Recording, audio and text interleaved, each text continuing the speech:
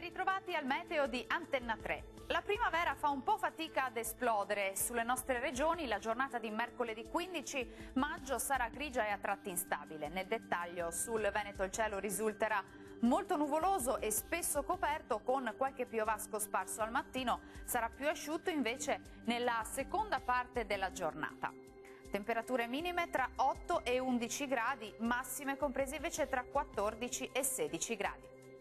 Spostiamoci ora sul Friuli Venezia Giulia, dove la giornata risulterà perturbata sin dal mattino, con cielo molto grigio e con precipitazioni piuttosto frequenti. Temperature minime tra 8 e 10 gradi, massime comprese invece tra 13 e 15 gradi.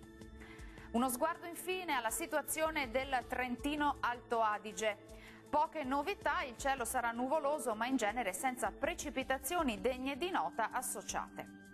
Temperature minime tra 8 e 9 gradi, massime in lieve aumento e anche piuttosto gradevoli, comprese tra 20 e 21 gradi. Dal meteo di Antenna 3 per ora è tutto. Arrivederci.